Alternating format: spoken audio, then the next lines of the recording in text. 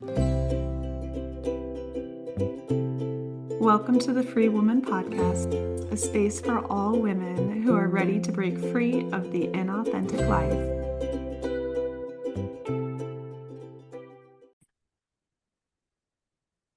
Hello, Free Woman. Hi, Free Woman. We're so glad that you're here today. Yeah, let's talk about how we're doing. How are you doing? We're here. Oh my gosh, we're here, so that's something, right? Our kids have been doing back to school. And back to school means, sickness, flu, cold. So, I know between the two of us, I think we have 5 different schools that we're getting the germs and petri dish of germs from. yeah. So I thought for a while I was going to do okay because my kids started school mid-August and You always do that. You always think you're not going to get sick. no, well, it's a mind thing. Like, I'm going to be fine. Because it works. It works. And then you're like, achoo. Oh no, that one doesn't count. That wasn't real. Yeah, and the next thing you know, And then she's like, oh, Jana. I think it got me. I'm like, yeah, I thought maybe. I think this one really got me this time. And you're like, yeah, you're right. So we're both hyped up on Tylenol cold right now. We are. We tea. I've been doing some cough drops. I have this like little nasal inhaler and Yeah, she's all snorting that off camera right now. yeah, it's great. It's great stuff. So that's how we are doing. We Yeah. are, put a little. We are here. We are here. We put a little extra makeup on. We said we were going to record the first episode today, and we are recording the first episode today. We're not putting off the Free Woman any longer. No, we are here for you guys, even if Kat is snorting menthol. I am here. I am here for you, ladies, for the Free Woman.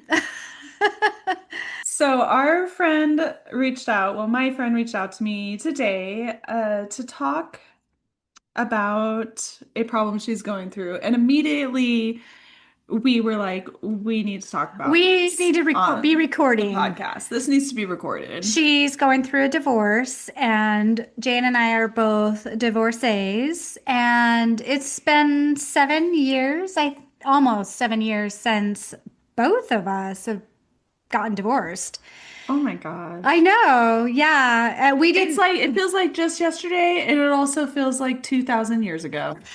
Feels like another yeah. Who was that person who went Who through was that? that person? Yeah. It's so much has happened since then. So many big epiphanies, understanding people. We've been through the thing where you go through the divorce and the friend groups are starting to decide which side they're going to be on. The friend group. That's what we wanted to talk about, these so-called friends.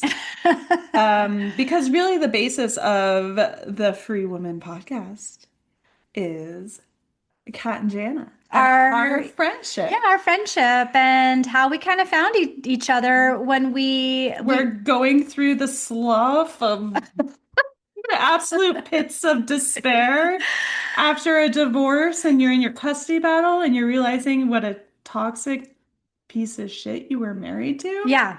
Well, I thought I was the bad guy. I thought I was the problem. And I felt like my ex was just this really good person with some really bad points until I met Jan and she's like, that's abuse. And I'm like, oh, is it? I'm like, I didn't like it.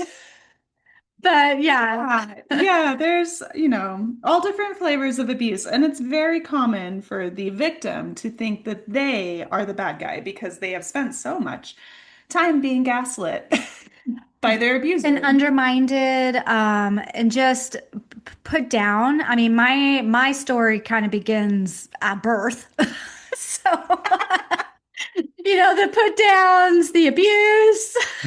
Yeah, you didn't realize that was bad either. No, I didn't. Abusers shouldn't talk to each other like that. Yeah, you should not be treated this way by people, When you but love someone, you shouldn't be cruel to them. But, if you come from an abusive family system or an abusive religion yes.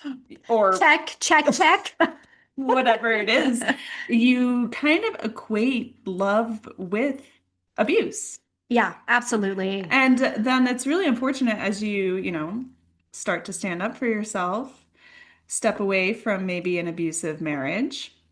Which You find out all your friends are abusers too. they are. And what's interesting too is like one of the things I found out by being, I don't claim myself as a victim, but being a victim of these experiences, usually the one that is being abused has a really hard time standing up for themselves or creating boundaries. And that's a lot of times when you can really tell who's the one that's Yeah, been. who the victim is. They Yeah. have a lot of they struggle to put words to what they're going through too. And they take too much responsibility often for the situation. Yeah, so I really love interacting with women or a woman that's starting to go through a divorce and they're telling their stories. And I'm like, both of us are like, oh, no, no, no. It's not you, okay? You are being abused. Yeah, and we should clarify that where we live, it's a very conservative, alt-right, religious area, so it does tend to more often be the women who are being abused because Yeah. the culture enables that. And so obviously abuse can go both ways. Oh, yeah, Yeah. absolutely. We've seen it. We know the men get Yeah, the abused men get too. abused too. And we've seen that as well, but we speak to women because that's who we are, that's what we went through, and that's what we most often see where we live. Yeah, so here's to the women. If you're doubting yourself, if you're questioning your mind, if you think you're crazy, you're being abused. Yeah, it's so true. It's so true. The abusers never question themselves. They never introspect in that way, do they? No. They're never like, maybe I'm the toxic one. They It's don't. always the victim. It It's is. always the victim that does that. And I know that when I went through my divorce, it was really heartbreaking for me to realize that I had no friends. I'm like, oh my God, how do I just say this? I'm like, yes, that's just what it is. I had no friends. Yeah. Unfortunately, that tends to often be the case when you break free of an abusive situation because you end up realizing you're surrounded by toxic enablers. Because my abusive spouse didn't want healthy people around. I mean, why would he? Why would he have wanted healthy, well-grounded, functioning people in our lives? Because it might make me think that I could do better, right? Yeah. Well, and over the years, as we've talked about our exes and like the situations we've been in, our experiences, there's so many times where we've talked about this, and I'm like, yeah, my ex did the same thing too. He had just had me around the most toxic men, well, and women too, but men. And I was always fending for myself. And I always was like, I don't like this, but I guess this is just normal. Yeah, they want other toxic people around them. They And do. if not toxic in a grandiose abuser kind of way, then they want enablers.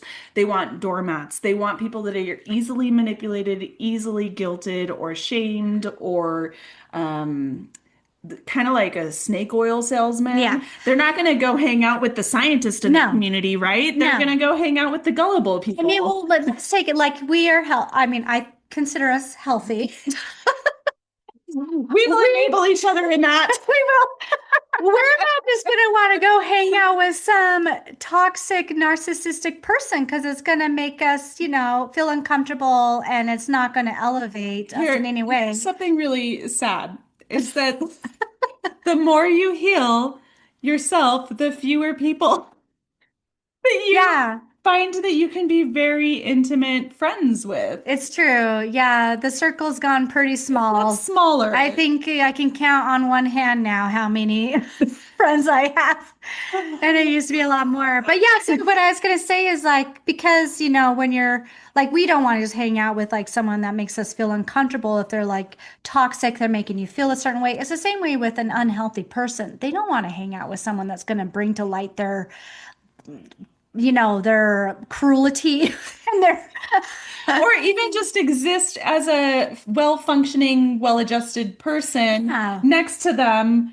It kind of highlights all of their their dysfunction. yeah, it brings out like a lot of their insecurities too. So They like like yes men a lot. They they like do. people that'll just high five them or they will cheerlead them no matter what stupid shit they're doing. I know. And they like people that they're conflict avoidant. And so they're not going to call them out directly, or they're not going to take a stand that's strong one way or another on any issue. They will No. keep the peace at all costs. Well, they're generally cowards. So, yeah, right there. Yeah, that's what they like. That's what they want in their circle. And so as you start to stand up to this person who's abusing you, one by one, you realize all of your friends are going to refuse to take a side or side with the abuser. Well, let's kind of talk about the text you guys just got by this woman texting her friend and the words that they use so that it doesn't feel like they're choosing sides or that they're trying to sound Well, they kind. they talk about choosing sides and how they Hmm. refuse to choose a side, and it's unfair to ask them to choose a side.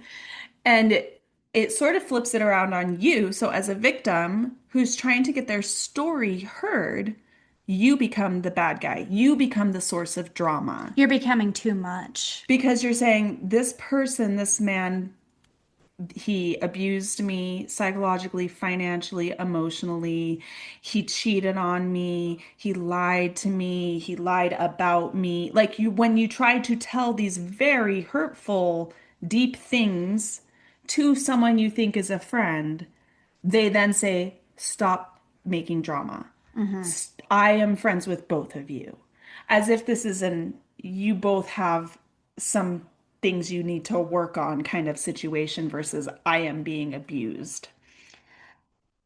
Yeah, people, we just like to have our lives feel comfortable. We want I'm trying to find the words that I want. It's like we kind of run out of habit. And so we just want like our world, our house, our thoughts to be the same thing. We don't want disruption. And a lot of these people, like I noticed when I was going through that, if you just even start even mentioning things or saying a few things here and there, and it actually jolts them and makes them think about things and makes them start to feel kind of uncomfortable, they then try to twist it around and put it on you because they don't want to even like be involved in any way or handle it or think about it or feel like at all they've even been enabling it too. But they are because they're not even trying to like even listen to you as someone that went through something or Well, you am think going through that a something really close hard. friend would want to be there for Hmm. you in your times of trouble, like in those low moments. Like, isn't that what friendship's all about, right? That we support each other, that we call each other out when we're being bitchy, but that we also like are that shoulder to lean on when Yeah. something truly heart-wrenching is happening. And if your friends aren't the kind of people that are going to be there for you in those really painful moments, then what is the purpose of this friendship, right? Yeah, it's pretty eye-opening when you go through It's some really hard stuff. superficial, It's very right? Like superficial. for the group selfies on Facebook to show Hmm. that you guys went out to karaoke or that you went bar hopping or Look that how you went on cool we are. the cool beach trip together and look Mhm. sexy in your bikinis or what. It becomes superficial rather than having this like really deep, meaningful connection. Well, I do have to say the one thing I actually really appreciate going through what I've gone through to see this because um, being around this like friend group, like the superficial stuff, it's pretty draining. And then you go through it and you start to really decide what kind of friendships you want. Like, what do I really want in my life? What is draining me? What is fulfilling me? And you start to filter through people. And then you start to find really good, genuine friendships, people you know you can talk to that are there for you. And it doesn't feel draining. Yeah, I know for me, it was a process where it was the initial shock of like, I can't believe someone that I considered to be one of my closest friends just told me to keep my drama out of their life. I'm like literally getting a protection order, and my ex is like violent.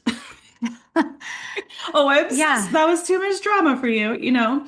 So the initial shock, and then I feel like as I started to heal from the abuse, it was this realization of actually, I don't even want to be very close with any of those people. With those Hmm. people I considered close friends, I don't even have anything in common with them because they're living such superficial lives, and I've just been through something so real and so raw and Raw and honest. painful. And yeah. And then, And so you kind of like go from that initial hurt to then this process of like, oh, like I don't even want you in my life. And then you start finding other women who have been through these really deep, really raw parts of life, and you start making true friends. yeah, and it's great right here. Right. So that's how Jana and I met. That is our love story. Yeah. But we have laughed a few times. We've come to realize how unusual our friendship is as Hmm. we have interacted with other women. As you know, we ran a yoga studio for a while and done, you know, we run retreats and do different things. And we realized that we actually have a very unique friendship.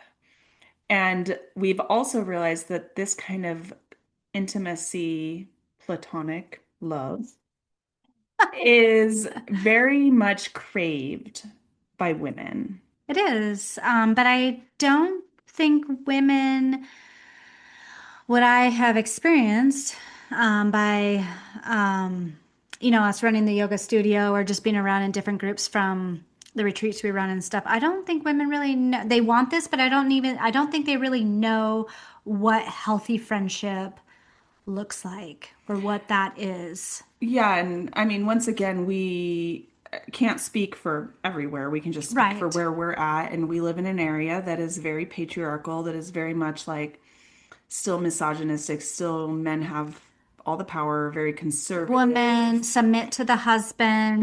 wife kind of area. Yeah, And so women are really just given breadcrumbs. They're they are. just given just sad little moldy crumbs of bread crust. Even the mice won't eat it. And then they're told to be grateful and that to ask for anything more is selfishness or ego, right? And so women where we live, they just give and they give and they give and they have kids and they You just court become their you spouse. just become dried husk. And then And they long for this connection with other women. But what I've noticed in patriarchal environments is women very much are set up to compete with each other. you kind of destroy each other. Yeah, you want it's this belief that there's not enough for everyone, and Hmm. so you tear each other down so that you can be the one left standing. Queen bee. You can be the queen bee. There's a lot of jealousy. A lot, and because you're so starved because you've been eating moldy little breadcrumbs in your Cinderella Ash corner. When you see another woman show up in her ball gown, you're like, fuck you. And it's fair. I mean, it sucks. But Yeah. they also don't see the journey that that other woman maybe went on. No, they don't. They don't even take the time to really like listen to her Process story that. to process that. They just see the ball gown. And and so we want to share this friendship and I guess bring others into our friendship through this podcast. Yes. Because, when you get divorced and you start doing this free woman shit, you might lose a lot of people.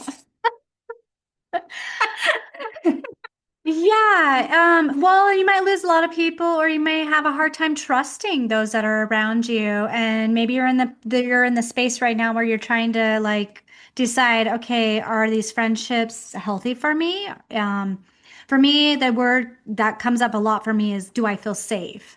Can I trust? And a lot of, because that's a lot of like deep rooted feelings I have because I haven't felt safe most of my life. Yeah, but also there is some wisdom in that because the way I was raised was kind of the opposite, where I was raised to be very trusting Hmm. and to believe that everyone's inherently good. And so then life just, hit me in the face with a brick and then came back with a steamroller and ran me over a Well, few times yeah. because if you just trust people, like we said, the toxic people will pull you in Well, and they I love people like that. I trusted way too many people as well, even if I didn't feel safe. Well, and a lot of times, like going back to my ex-husband, put me around a lot of unsafe people, and I was just like, well, I guess this is just how it is. Yeah, you do. You start to just think that this is how the world The is. problem is me. That's Yeah, it really was like being driven over by a steamroller again and again until they just made sure there was nothing left. Is everything flat yet? You better go over her again. oh, she's still trying to get up. There's still some of that naive optimism in there. Better back up. Yeah, So I think that it's good to not trust. I am a strong proponent of taking your damn time to absolutely. decide if you're going to let people into those vulnerable parts of you. Well, it took me 7 years to get there. I don't trust. Yeah.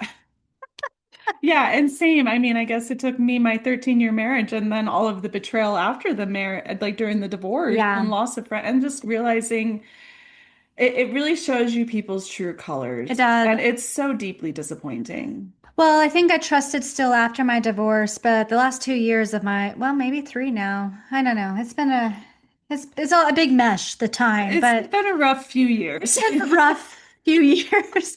Now you get to the point where you're just so exhausted. You've been through one tower card after the one death, one really hard thing after the other. Dark night of the soul, and then it gets darker. You're like, I didn't even realize there was light in here, but somehow it's darker now. Yeah, Oh, we're in a and black hole now. yep. And you're just so exhausted from that any like little tiny thing that feels off, I'm just like, nope, I just don't trust you now. So, Well, you do. You really learn to trust your instincts with people and to trust when they remind you of someone mhm. toxic. And I guess it's unfair. We shouldn't be too harsh because everybody's on their journey, their healing journey. And at one point, we too were in those places of maybe not being very genuine or authentic or Yeah, having absolutely. ulterior motives as we interacted with people. Mhm. And so it's not necessarily like saying these like people are bad. It's just that those really sacred parts of yourself, of your soul, and of your intimate life, you should be careful when you share them. Someone needs to pass through a lot of, you should have some, barriers. Thank you. Thank you for saying that. I think women, especially like here as women, with the way things are, you're just not taught to trust what you're feeling and also to have boundaries because that's just being a mean girl and we're taught to be You good. should be loving to everyone. Yes, That's not yeah. nice to say that. Even if he wants to, molest you or rape That's just how you, men are. that's I just mean, how you're men just are. being kind of dramatic. Yeah. Just So give him a nibble. It's fine. But for real, this is, what we've dealt with this and is what we've learned, and learned. it's okay to pause. It's okay to stop. It's okay to take a few days, a few weeks. You can take all the time you need to decide how you feel about a person. And the person on the other end, you'll know that they are someone you can let in when they respect that and validate your feelings. Well, and it doesn't make you bad to No, disappoint someone. no, it doesn't. It doesn't make you a bad person to be like, I don't want to be friends with you. This is, I don't know why it's been put on this pedestal of greatness to be friends with everyone. The biggest predators I've known, human predators, the most toxic humans I have known are friends with everyone. Maybe don't be. Yeah, I think there's a lot with like insecurity, and so they feel like they need a lot of people around them. I mean, Well, I you're not going to think, say everybody. There are some people that are extremely extrovert people, and but people just fly to them like moths to a light. But maybe we're using the word friend differently. I mean, I yeah, have a lot of acquaintances. uh-huh. I have people I might say hi to or enjoy talking to. I'm obviously going to be kind to them, but I don't consider them like a friend. Like, I'm not going to be inviting them into my home or Hmm. around my children. Or texting I'm not all the going to time. text them when I'm heartbroken and Yeah. sobbing into my pillow, you know? It's so, I guess it depends what you mean as friend, because usually very extroverted people, they have a lot of friends, but they're not like close friends. Like, we're talking like soul family, right? Yeah. Yeah. Soul Family family. of choice. Family of choice. Yeah, someone you just can trust. And I think that we long for this in our society. I think that we struggle Hmm. with loneliness. I think it's not just a male loneliness epidemic right now. I No. think we have a female loneliness epidemic. Women long for emotional intimacy with other women. They do. Yeah. I mean, we see it all the time, and just with people, again, how we've mentioned like just our friendship, and sometimes how what we see with when we're around other people, and well, sometimes we either trigger them or they want to come in. They want what we have, and it's just so great when you can be in a place and find that someone that you can open your heart to and trust and feel safe with. It feels pretty rare. There's, yeah, not many people you can like, ugly cry and fart around. And it does, it becomes like a sisterhood. And but so many people use these words and they're not actually creating that deep connection. They're taking advantage of. So I think it is good to be careful and be wary, but it's just been such a journey. I feel like it's been a lifelong journey finding true intimate friendship for me. I'm not still friends with any of the people I went to high school with or any of the women I went to college with. All of these ended up being pretty superficial relationships that just served the need for a social group at the time. They weren't like a lifelong intimate Well, I feel connection. like you change and you evolve, and it's a lot of those friendships, they can either grow with you or you just go your separate ways. And I guess you really see, like we said, people's true colors when you go through something very hard. Like you recently went through a bankruptcy, Hmm. and we've both been through divorces. And I dealt with domestic violence and child abuse. And seeing which people wanted to be my friend through that was very telling. It's not a walk in the park, right? It's not like fun. Well, and people, it's just they don't want to feel uncomfortable. And when you're going through hard stuff, I think it kind of shines the mirror in their face of like, well, you could go through this too. It brings up stuff. They're almost afraid they're gonna like have it rub off on them. Yeah, that it's like a disease and contagious. You're gonna sneeze your poverty in their face, and then they're gonna have to be poor too. Yeah. Oh, they're like, oh, we like you, but please don't remind us of how poor you are. Well, I mean, you see that people chase friendships with people that have money, right? They want Mm-hmm. to be close to the rich, the famous, the beautiful, the popular. We're just like all still doing the same thing we did in high school. Yeah, yeah. But if you're going through this too, free woman,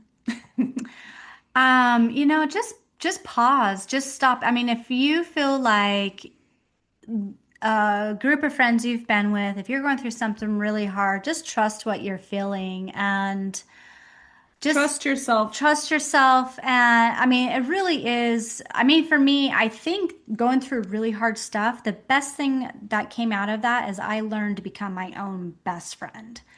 Yeah, you really learn to trust yourself too. Yeah, I really, You just have to go through it to get those creds. yeah, I like learned who I was and who I am and the kind of person I want to be by going through those really hard things.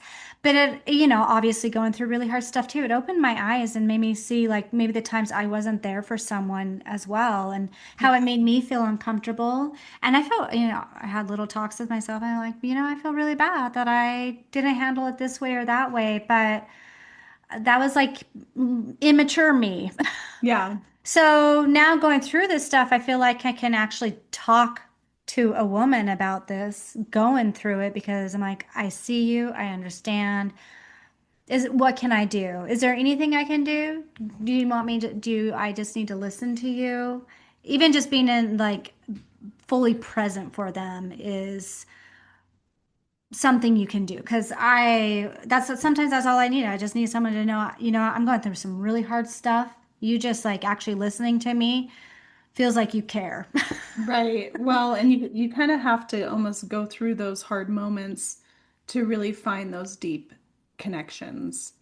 I know that you and I connected because not only were we both going through like the post-divorce abuse Yeah, with our spouses, but we also had a very toxic friend we did. who was abusing me This and is, then tried to pull you into it. and this is a woman, And we really learned the side of women that are like yeah, that. yeah, I mean, there's a reason we're afraid of connecting with other women, right? Because we can be pretty catty and pretty backstabby to each other. Um, and so having you go through, like, validate that and actually stand up for me when she was being It was abusive. easy to stand up for her. Well, it was not a novel experience for me. I had never had another woman do that for me before. Um, because like I said, I had just gone through my divorce and lost all of my friends. Well, and I was recently going also through the end of my divorce, and I was breaking up with someone I dated after my divorce, and he was also extremely toxic. I was just so burnt out with toxicity. I was just like, no. Yeah, you were starting to recognize the patterns and how I, they played the game. yeah, I was like, the best way to really like handle things is just be so internally exhausted that you just are like, no. You're just dead You're just inside. so tired. You're like, don't play these games with me. I am too I tired. just don't even have the energy to give you any narcissistic supply. I am just empty. Yeah, yeah, the battery's pretty low. Yeah, and so that is how our friendship became, I feel like really how we really learned to trust each other is that we found that we stood up for each other Hmm. when toxic people were trying to come in and be abusive. Yeah, And it's funny because it's happened a few different times now where primarily women, toxic women, have tried to separate us or infiltrate the friendship and yeah. turn us on each other. And it's very interesting that for some reason that seems to come up that women, when they see this authentic connection that we have, they then want to try to destroy it. And as it's happening, we are communicating with one another, which I think surprises them that we have that That level of closeness. trust with each other. And we're like, no, we don't do this, and we don't play these games. And I just really appreciate having this friendship and where I'm at. And We then really just do love each we other. do. But we also, and then there's also that surprise of like, no, Kat's allowed to have whatever friends she wants. Like, I don't own her and I don't give her permission. And that's not how friendship works either. And Hmm. so, like I said, over the years, we've come to understand that this friendship we've created is a unique thing, but it's also something that women long for. And that's why we are here on this podcast.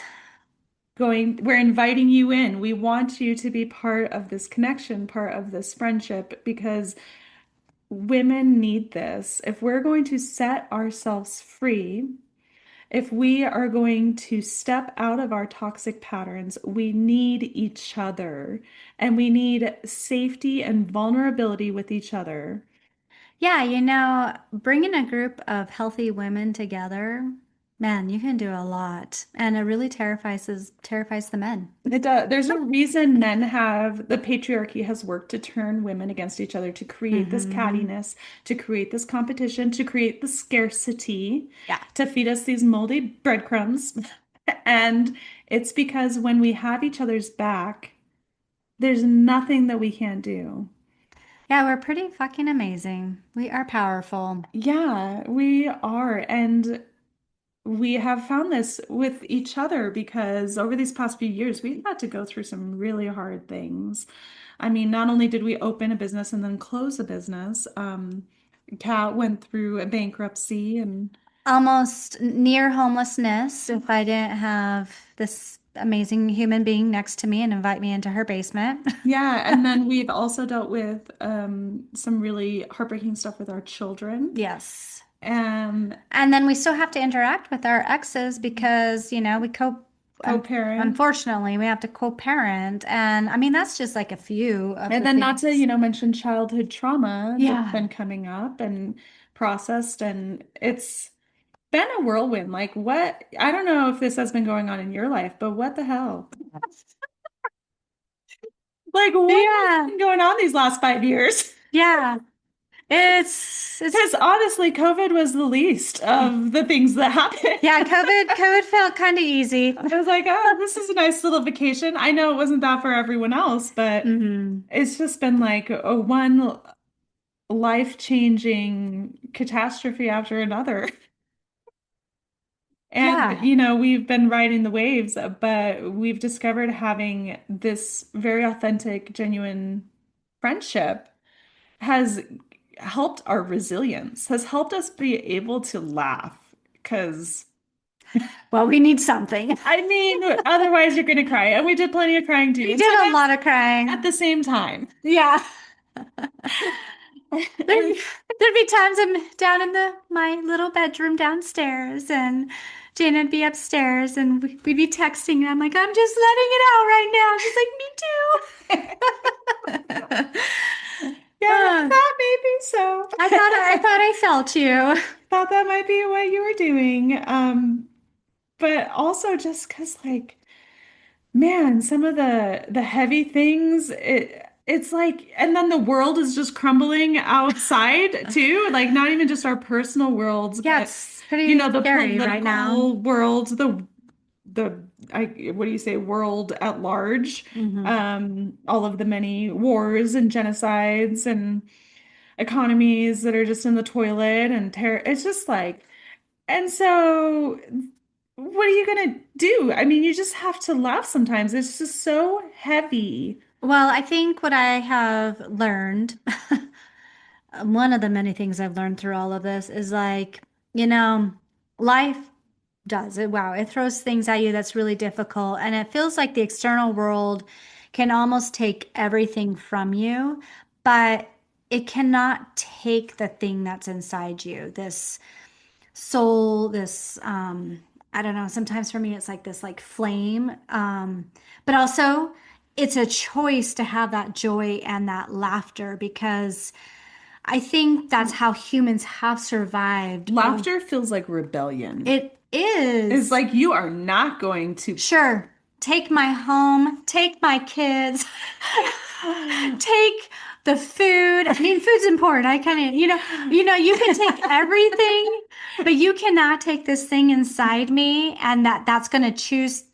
Sometimes it's been hard to stand back up, but to choose to stand back up and fight for me, that will, that power, that fire that's inside me. It's like you are not going to take this from me. And no matter, how low or hard or dark it seems, you can choose to see what's around you and, find these like for me, I have Jayena. You can find a person or you can have a person in your life Or you can find this podcast. or this podcast and just not let them take your humanness. Don't let the bastards grind you There down. you go. Well, that's the thing. We do know that a lot of women are so isolated, Mhm. especially if you're in an abuse situation. And that's why we are here on this podcast, because we want you to know that you are not alone, that we have been there. We have been rolled over by the steamroller until every last little bit was pushed out of us.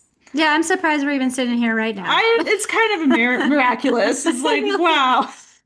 Yeah.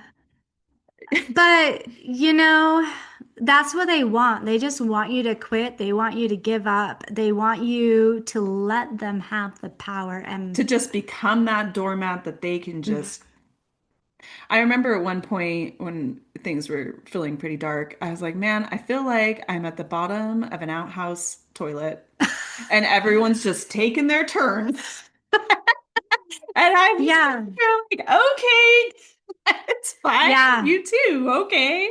Well, and to go through some very raw, painful experiences and just people.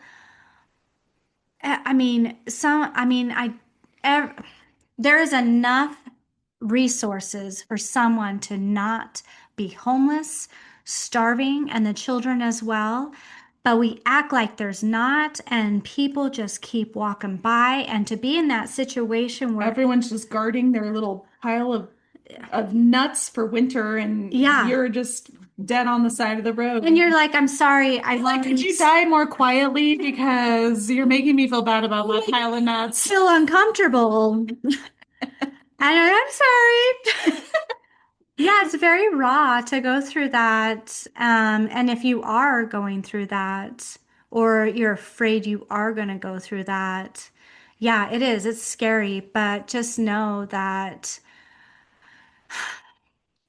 there's a place inside of you that is strong enough to fight back, and there are solutions. There's always a solution. I mean, okay, there's moments where I didn't think there was, but I'm there, like, are you going to be playing this back for yourself later? yes, yes. There's always solutions, Kat. Well, once I've had a good couple good cries, and then I go through my little tantrum in my head and Yeah. angry that I'm in this situation. Then it's like, okay, but you know what? We can figure a way Well, out of it is. It this. is truly unjust. It is truly unjust what women, single moms go through, survivors of abuse. Like, how can you not have a tantrum? Honestly, more I of know. us should be on the ground kicking and screaming because, Yeah. like, what the hell? Yeah. It's, We have more billionaires in this country than any other, and we treat single mothers this way. well, it's just a way of power and control because if you're afraid, you're not going to divorce the man, Yeah, you I know? guess. And then, I mean, those men are lonely, right? Well, it is. Like, I mean, the only reason why I actually went through my divorce is because before I had my children, I did work and I was like, okay, we know how to work. But because, there's so much to my story and we'll probably share it throughout the podcast, but I was getting a little bit of money because my ex did not, he wanted things to happen fast. So we had to sell our house. And I was like, okay, I have a little bit of money. And so because I knew I had that, I was like, okay, we can do this as I build myself because I had no career at the time. That little safety is what helped me get through it. But I know a lot of women, you didn't have that. And wow, you were so brave and you did it. I And just, I mean, my ex wanted to practice polygamy. So I just really had no choice. I actually really admire your story because you oh, left when your life wasn't in danger. And I was just so stubborn. I just stayed until it was absolutely catastrophic. But, I think we can all look at each other's stories and see different things that we admire. hmm. And everyone is just walking their own very unique path, but there are so many similarities. If you're on this journey to becoming a free woman, if you're on this journey to sovereignty, to letting your own joy guide you. And we can come together and we can talk about and share our stories and we can find the solutions because they are out there. The solutions are out Yeah, there. the details might be different, but the Hmm. overall theme is the same when you're letting go of toxic cycles, when you're letting go of enabling toxic people, when you're being authentic to your truth, to your joy. There are so many similarities, and we can help each other. We can cheerlead each other, and we can remind each other that you are not alone. Yeah, really the thing is, free woman, they want you to think you don't have power. They want you to think you can't do it, but They want you to think that you're alone, that you're the only woman having these thoughts or these feelings, that you are an outlier, but you are you not. are not. And that's why they try to keep us excluded from others. That's why they try to turn us against each other and encourage this cattiness and this competition and tell us we're being gossiping bitches when we're sharing truths with each other We're about the over, people that hurt us. yeah, we're overreacting. We're too emotional. You know, it's just a bunch of bullshit. It is.